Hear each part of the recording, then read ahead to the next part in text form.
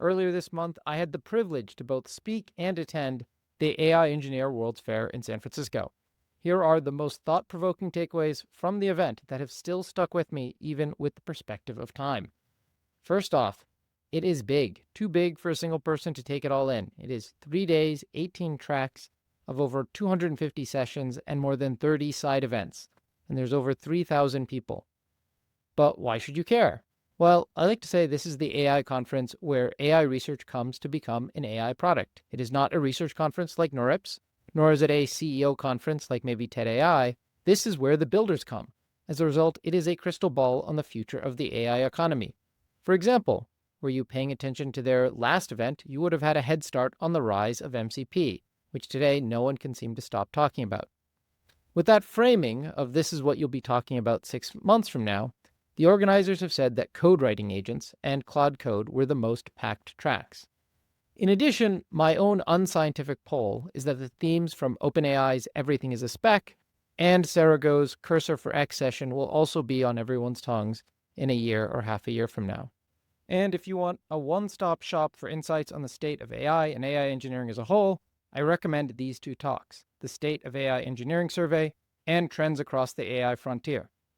And before we talk about what's new, it's instructive to ask that famous Amazon question of what won't change. And at the top of that list is the importance of execution.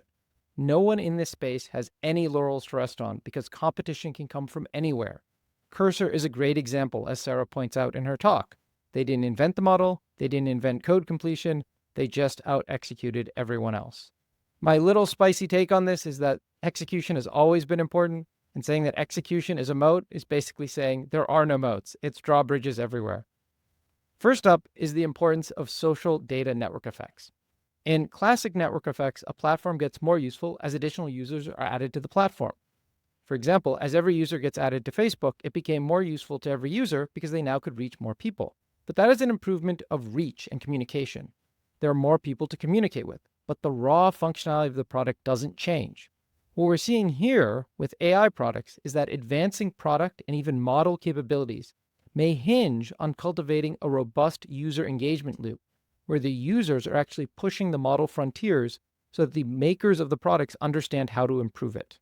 This isn't unique to AI. Google's clickstream data is a classic example, but we're going to see it become more common as shown in this diagram here from Windsurf.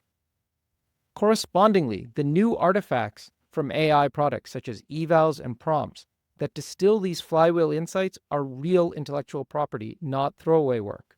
We need to treat them like code because they are key ingredients in building a successful so-called AI wrapper. Next up, according to the organizers, software engineering agents was the most packed talk, especially for Claude Code.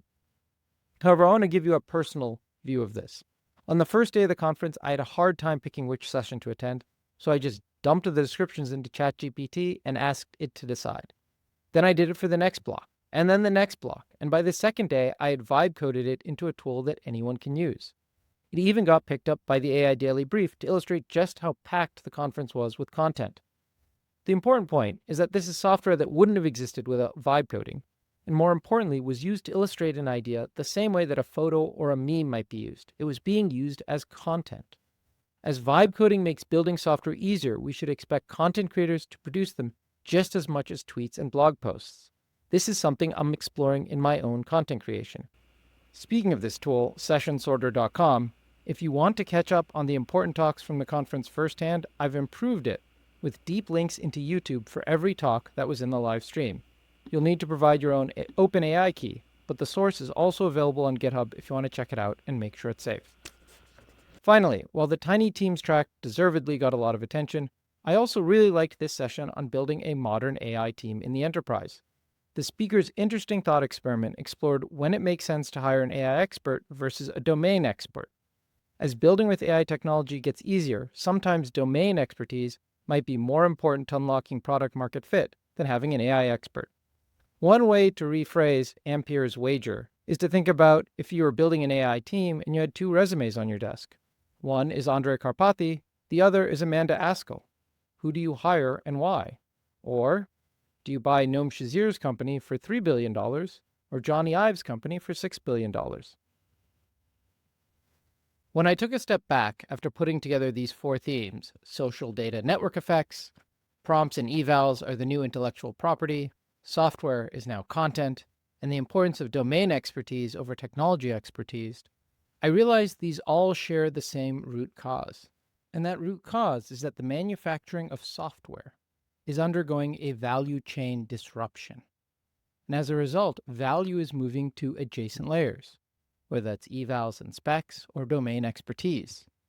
This is not unlike what happened in earlier eras of the internet, where, for example, Uber disrupted the taxi value chain. They commoditized and modularized cars, monetizing a latent capital, and then captured value by integrating dispatch, hailing, and payment together. Or take the case of Airbnb, which disrupted the hotel value chain. They commoditized and modularized properties away from trust and captured value by integrating trust and reservations together. This created a new market that allowed the latent capital of underused properties to now be utilized and monetized where they hadn't before. Essentially, the combination of two business theories, Clayton Christensen's conservation of attractive profits and Ben Thompson's aggregation theory, suggests that when one part of the value chain becomes commoditized and modularized, another part of the value chain becomes integrated and becomes the new source of value capture. Candidly, I'm not really sure how the conservation of attractive profits or aggregation theory is going to map out here, but it's clear there's a disruption in the use of code as part of the value chain, and as a result, things like evals and specs become more important.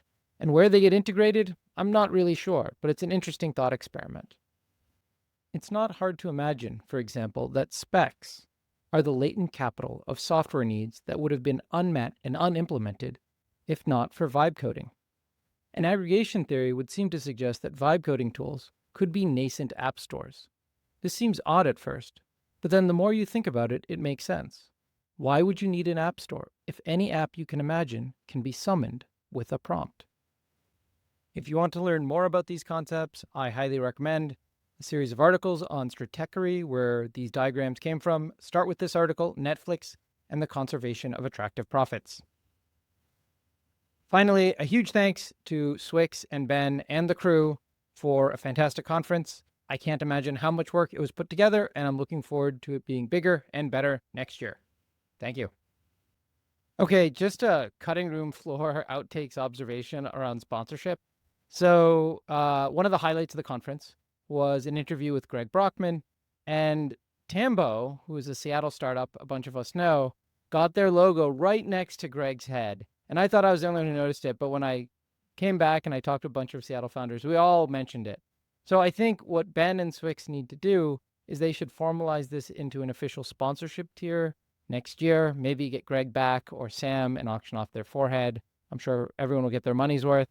And you don't have to take my word for it. I dumped our deep dive from all the folks who came from foundations to visit the conference into Notebook LM. And I asked her which sponsor got the most unsolicited mentions, and Tambo obviously was the top of the list, but evidently also Brain Trust. A lot of people were learning about evals and building a proper data loop for that. And so evidently they got their money's worth as well. So evidently sponsorship works.